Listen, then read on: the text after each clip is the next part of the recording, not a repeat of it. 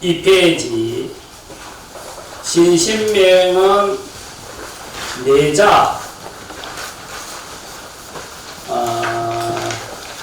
149 580몇자로 쓰인 운문 행식의 맹체이다. 맹체는 작자 자신의 생각이나 교훈적인 내용을 기성정결의 형식에 구애받지 않고 자유롭게 쓴 기법이다. 이 말은 내가 원하는 대로 해석하면 됩니다. 아니, 쓴 사람도 자유롭게 썼다며 그러면 해석하는 사람도 자유롭게 해석하면 되잖아. 쓴 사람이 자유롭게 썼다는데 해석하는 사람이 굳이 그 글자에 얽매일 이유가 없지 않습니까? 이게 제일 큰 주제입니다. 그러니까 스님이 왜 그렇게 해석합니까? 굳이 마이소이. 내는 내 식대로 해석할 테니까 여러분은 여러분 식대로 해석을 하이소이. 이게 맹체의 매력입니다. 그러니까 처음부터 이걸 쓸 적에 형식에 구애받지 않고 썼다. 그 말은 해석도 너무 형식에 자구에 구애받지 마세요. 두 번째로는 이 신신명을 이해하면서 개념 두 개를 먼저 이해를 하고 요 내용을 이해하는 게 좀 도움이 될 겁니다. 그 두 가지 개념은 하나는 공이고 하나는 도입니다. 근데 공이나 도에 대한 용어는 부처님이 경전에서 많이 사용한 용어예요. 그런데 이게 용어는 그대로 중국어로 와서 번역이 됐는데 중국 사람들의 세계관하고 뒤섞여버리는 거예요. 그러니까 부처님이 이해한 공하고 중국인이 이해한 공은 일치하면서도 다를 수도 있고 부처님이 이해한 도가 중국인이 이해한 도하고 내용이 조금 차이가 나는 거예요. 그걸 먼저 이해를 하시면 좀 수월할 거예요.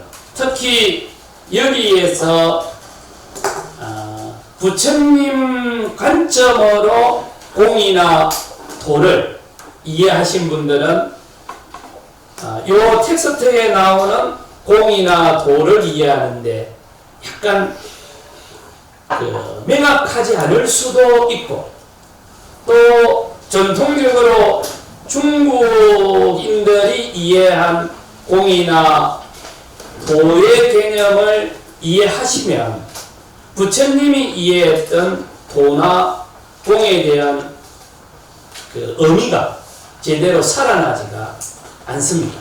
그래서 그 두 차이를 잠시 보고 본문으로 돌아가겠습니다. 부처님이 공했을 때는 첫 번째로는 두 가지 의미로 썼습니다. 하나는 존재가 구성되어 있는 철학적 관점, 이 존재의 구성 측면을 바라본 철학적 관점이었고, 또 하나는 공수행을 통해서 마음 공간을 밝히자라고 하는 수행적 관점이었습니다. 하나는 존재를 바라보는 철학적 관점이었고 하나는 수행적 관점이었습니다. 그래서 통상 우리는 공구면 존재를 바라보는 관점으로 이해하기가 쉬웠는데 부처님은 공수행 이렇게 이해를 했습니다. 그리고 공수행이라는 용어는 육조 현행으로 내려와도 공수행이라는 용어를 씁니다. 그래서 중국 수행자들은 공수행이라는 그 공을 철학 관점뿐만 아니라 수행 관점으로도 많이 이해를 했는데 최근에 와서 이 공을 우리에게 전달해 주시는 분들이 수행보다는 철학 관점을 더 주목했지 않나 싶습니다. 이게 무슨 이야기냐면 어떤 존재라도 존재는 홀로 독립해 있지 않습니다. 어떤 존재라도 존재는 홀로 독립해 있지 않습니다. 그러면 무아라고 씁니다. 어떤 존재라도 홀로 독립해 있습니다. 현상적으로 보면 모든 게 연결되어 있는 것처럼 보이지만 궁극적으로 들어가 보면 자기 혼자입니다. 우리가 그런 표현 씁니까? 죽을 때 니 혼자 죽지만 누가 같이 죽나 안 합니까? 그러니까 현상적으로는 막 연결이 되어 있는 거 같는데 어느 차원에서 보니까 홀로 독립해 있어. 이렇게 볼 수도 있겠죠? 근데 부처님은 어떻게 봤느냐 하면 좀 전에 본 거는 힌두 관점이었고 부처님은 홀로 독립해 있는 것처럼 보이지만 궁극적으로 들어가 보면 전부 연결되어 있습니다. 그래서 영향을 서로 주고받습니다. 이 말은 홀로 독립해 있지 않습니다. 이래가지고 부정사를 써서 무아 이걸 했습니다. 무아라는 말은 내가 없다라고도 볼 수 있지만 홀로 독립해 있지 않습니다. 더 적극적으로는 모든 것은 연결되어 갖고 있습니다. 요 연결에다가 중점을 두며 초점을 맞추면 연기라는 표현을 씁니다. 모든 것은 관계를 맺고 있습니다. 그런데 이 말을 홀로 독립해 있는 것은 없습니다. 모든 것은 관계 속에서 결정되고 규정되고 재규정되는 겁니다. 모든 것은 연결이 되어 갖고 있기 때문에 어느 지점을 끊어서 A다 B다라고 규정할 수가 없습니다. 이렇게도 표현할 수 있겠죠. 이 말을 인도 사람들은 비어있어 이래서 공이라는 표현을 씁니다. 공이라는 말은 연기의 다른 말이에요. 관계의 다른 말이에요. 부처님은 그걸 공이라고 표현한 거예요. 그런데 존재를 바라보면서 이런 관점이 짠 하고 가버리면 좋잖아요. 안 오던다.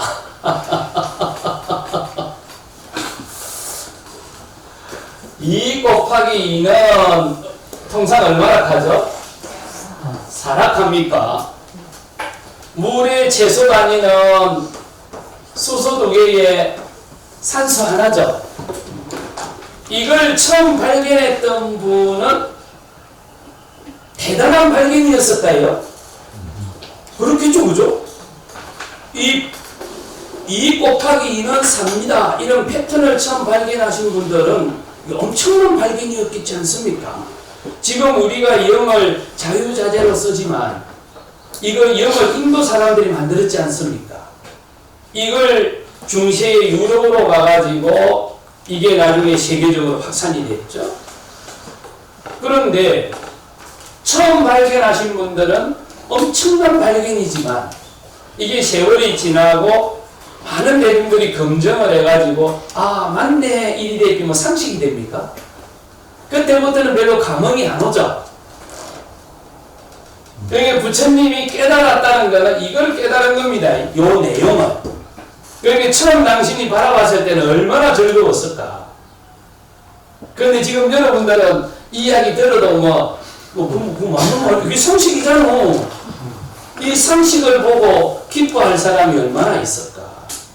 그러니까 부처님이 처음 깨달았을 때는 대단한 발견이었지만 그것이 오랜 세월을 지나오면서 수없는 사람들이 검증을 하고는 상식이 되어버린 겁니다. 이게 별로 그렇게 큰 깨달음이 안 오더만. 그럼 이렇게 쫙 봤는데 이렇게 쫙 볼라 크니까 뭐가 방해가 되던가요?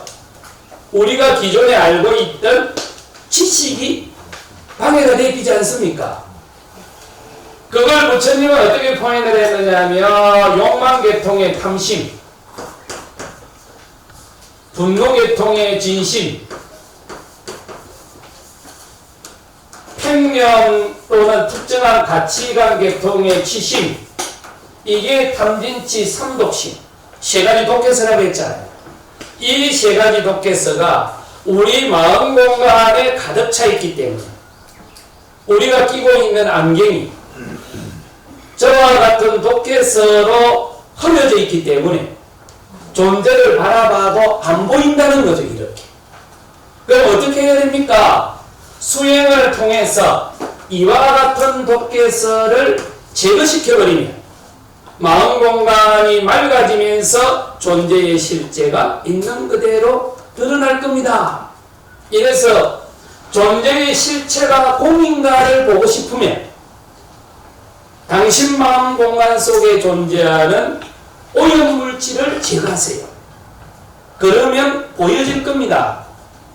그러니까 공이라고 하는 것은 존재의 실체를 바라보는 관점이지만 다른 차원에서는 내 마음 공간을 오염시키는 정신적인 노폐물을 제거하는 수행의 과정이기도 합니다. 그래서 수행의 과정을 통해서 마음 공간을 맑히면 존재의 실체가 공성이라는 것을 통찰하게 될 겁니다. 그러니까 부처님은 이걸 갖다가 한편으로는 존재를 바라보는 철학 관점으로도 바꿨지만 다른 한편으로는 마음 공간을 밝히는 수행으로도 본 겁니다. 그래서 공을 부처님은 수행으로 해석하고 수행의 결과 존재를 바라보는 관점이 분명해질 겁니다 라는 표현을 경전에서 많이들 하고 있습니다.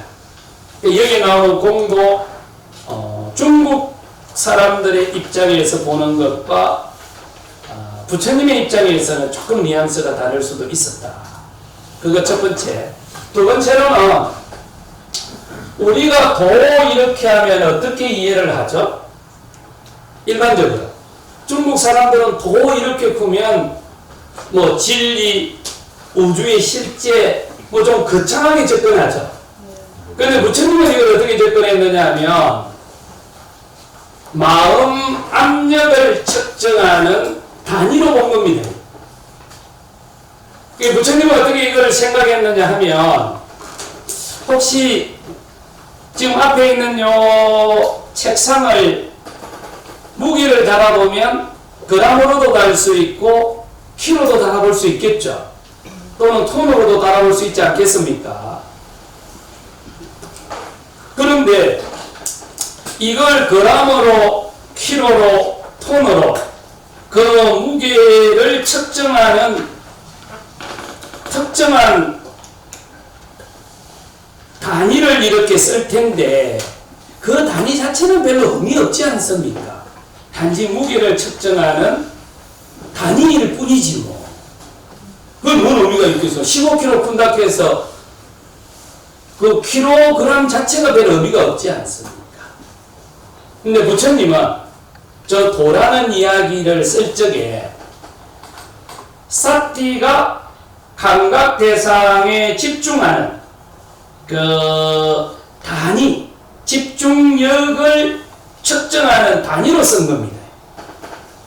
그런데 이게 왜 그러면 중국인들이 불교를 번역할 적에 도라고 번역했습니까? 초창기에 중국에 불교가 오니까 불교도가 하나도 없는 거예요. 그러면 이제 경전을 번역을 해야 되는데 누가 그 번역을 도와줬느냐 하면 도교인들이 도와줬어요. 그러니까 불교 경전을 번역을 해야 되는데 불교인들이 번역을 한 게 아니고 불교인들이 물론 설명을 하고 스님이 설명을 했지만 중국 단어를 선택할 적에는 도교인들이 선택을 한 거예요. 그러니까 불교 용어가 도교 용어로 전부 바뀌는 겁니다. 지금 여러분들 한번 생각해 보시죠. 서양에서 수행을 많이들 사용한다고 하죠. 명상이라는 이름으로. 그런데 사용은 다양하게 하겠지만 이 명상에 관련된 논문이라든지 교재라든지 이론서적 같은 것들을 누군가가 적어줘야 되잖아요. 번역을 해주거나. 어느 그 직업군에서 이걸 가장 많이 번역을 할까요? 예? 심리학자들이 좀 많이 하겠죠. 왜냐하면 그 사람들이 머리에 든 게 좀 많으니까. 현장에서는 많이 쓰겠지만은 암만 해도 학자군에서 이걸 많이 번역을 하거나 용어를 많이 선택을 할 거예요. 그러면 수행에 관련된 많은 용어들이 심리학자나 상담 쪽이거나 아니면 의료계에 종사하는 사람들이 그네들이 사용되는 용어로 번역이 많이 된 거예요. 그러면 이런 경험은 불교는 이미 2000년 전에 중국에서 한번 경험을 한 겁니다. 그 무슨 이야기냐면 불교 용어를 하나 번역을 하는데 이 용어를 도대체 중국인들이 이해를 못해. 혹시 100년 전에 우리나라에 케찹이 왔을 때 케찹은 이해가 좀 될까요? 아니면은 야 이게 서양 고추장이란다 그러면 이해가 좀 버뜩 올까요? 그게 이해가 좀 버뜩 오겠죠? 그러면 커리를 먹는데 이게 커리란다 풀 때보다는 아 이게 인도 된장이라네. 그게 우리한테 감이 좀 빨리 오잖아요. 근데 우리가 케찹이나 커리를 먹어갖고 이제 입에 익어졌어. 그런데 이걸 갖다 주면서 야 이거 서양 된장 좋네 구멍 그게 좋을까 야 커리 맛이 좀 좋네 그런 게 좋을까 그게 좋죠 그죠? 처음에는 그 내용을 모를 때는 비슷한 자국의 용어를 선택해서 쓰지만 그 내용이 명확해지고 나면 이제 자국에서 쓰는 용어보다는 오히려 원어를 그대로 써주는 게 좋은 것들이 좀 있는 거예요. 그걸 계기불교라 합니다.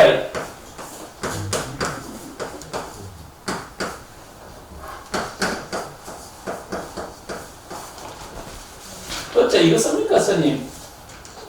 안 읽었는데? 하다 오래됐으니까. 의미를 빌려온다는 겁니다. 빌려와갖고 쓰는 거예요. 그런데 어느 단계를 지나서 사람들이 그 내용에 대해서 명확해지면 이제 빌려온 용어는 이제 그때부터 추해지는 거예요. 그래서 되도록이면 그 내용을 정확하게 살리는 용어를 쓰고 싶어 하는 거예요. 지금 서양이 수행에 관한 요 단계에 접어든 거예요. 중국은 이미 2000년 전에 요걸 한번 경험했고 그러면 서양의 명상이 본격적으로 들어간 게 한 50년 됐잖아요. 그리고 지난 30년 동안 전 사회적으로 많이 확산이 됐죠. 수행을 안 한다고 하면 수행의 내용은 차치하고라도 어째 뭔가 좀 부족한 것처럼 느껴지는 사회로 아무랬잖아요. 그런데 지금까지는 수행에 관한 많은 용어들 서양인들의 입장에서 심리학자나 상담학자나 아니면 의료계에 종사하는 사람들의 입장에서 그 용어를 쓴 거예요. 그런데 한 몇십 년 쓰고 이제 수행이 좀 더 보편화되고 내용이 익숙해지니까 어째 그 용어가 좀 정확한 것 같지 않아. 요 단계에 접어듭니다. 근데 이거는 중국은 이미 2000년 전에 계기불교라는 과정을 한번 거쳐갖고 불교 쪽에서는 요 경험이 너무나 풍부한 거예요. 그런데 지금 미국을 중심으로 하는 영어권에서 지금 요 단계에 접어듭니다. 이걸 이제 잡아줘야 되는 게 우리 역할입니다. 그걸 지금 부타가야에서 델리 대학하고 같이 하겠다고 한 게 이번부터 부타가야 내년 1월달 사태 워크숍이 요 이제 신호탄입니다. 그래서 서양인의 입장에서 수행을 받아들이고 이해했다면 지금까지 수행을 창조했던 동양인의 입장에서 전통적인 수행자의 입장에서 그네들이 이해한 걸 토대로 어떻게 좀 더 정확하게 좀 전달하고 정확한 용어를 선택할 수 있을까 이제 고민하는 단계로 접어든 거죠. 처음 수행을 시작을 해서 진도가 쭉 나가서 어느 단계에 도달을 하면 운수불길하게 의식이 탁 끊어져 버립니다. 잠자는 것처럼. 근데 이걸 갖다가 요 지점을 부처님은 막다 요랬습니다. 그리고 조금 시간이 지나면 의식이 살아오는 거예요. 잠에서 깨는 것처럼. 그럼 요 지점을 갖다가 부처님은 하라 요랬습니다. 그런데 이걸 중국에 설명을 하면서 그 중국 도교인들 보고 막가라는 용어에 대한 단어를 한번 선택해 보세요. 그러니까 그럼 이게 원래 의미가 뭡니까? 원래 의미가 길이라는 용어입니다. 그러면 길을 포행하는 중국어가 많이 있죠? 지금 여러분은 이걸 뭐라고 표현을 하죠? 길도락하죠? 그런데 길을 의미하는 거는 요거 말고 또 다른 용어들도 있잖아요. 그런데 왜 요 용어를 선택을 했을까? 수행을 해서 의식이 끊어지면, 우리 흔히 얘기하는 도에 들면 번뇌의 뿌리가 뽑혀져 나와서 너무나 즐겁고 행복해. 그거 정말 좋은 거야. 이렇게 설명을 하니까 아, 그게 그러면 단순한 길하고는 좀 다른 거네요. 와, 그럼 억수로 좋은 거네요. 와, 그러면 도교에서 가장 신성시하고 멋있는 용어를, 그럼 그냥 단순한 길이지만은 길이라는 용어 중에서도 진리를 의미하는 요 용어를 선택합시다. 이래서 도가 됐던 겁니다. 그래서 도토조자 이런 용어가 나왔겠다 카요. 자, 이렇게 해서 그러면 의식이 살아오는, 즉 도에서 빠져나오는 요 지점은 뭐라고 할까요? 요 지점은 가라고 합시다. 그래서 도가를 성취하고. 그러면 의식이 끊어져 버리니까 요 지점을 막가라고 하지 않고 의식이 소멸했다라고도 표현할 수 있겠죠. 또 의식이 소멸했다라는 말을 방언으로는 멸이라고 해도 되겠죠. 의식이 살아오는 거는 생이라고 해도 되잖아요. 그 생명. 그러면 의식이 끊어져 버리니까 모든 감각도 그 순간에는 작동이 안 느껴지는 거죠. 그러면 감각은 수라고 하죠. 그래서 나중에 상수멸 이런 표현들이 나오게 되는 거예요. 원어로. 경전에서. 자, 이렇게 부처님은 수행이 진도가 나가는 특정한 단계, 특히 사띠나 삼매력이 강화되는 특정한 단계를 나타내는 단순한 측정 단위로 사용한 도가 중국어로 번역될 적에는 우주의 진리, 이런 뉘앙스로 번역이 됩니다.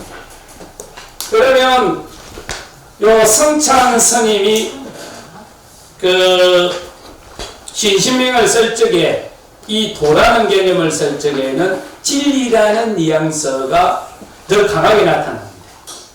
이걸 먼저 이해를 하시고 신신명을 보면 뉘앙스에 대한 이해가 좀 더 분명해질 수도 있습니다. 와요. 공양 12시에 모여야지. 아, 그럼. 예. 우리가 강의 시간이 좀. 11시 10분에 우리가 쉴게 해요. 12시. 아니, 11시 50분에 쉴게 해요. 아, 그럼 지금 12시 공양입니다. 12시 못 끌어. 아니, 준비 시간을. 올매주까지. 그러면 20분만 주십시오. 알겠습니다. 그럼 우리가 12시 11시 50분에 쉬고 20분 동안 우리가 좀 산천 경계를 구경하고 12시 10분에 묻는 거다. 이제 강의 다 했습니다. 뭐 나머지야 뭐. 이제 뭐 쭉 훑어나가면 되지 뭐. 제일 중요한 내용 좀 이야기 다 했는데. 자, 질문할 거는요. 그래도 오전에 우리 밥 먹기 전에 뭐 한 구절이라도 봐야 안 됩니까? 알겠습니다.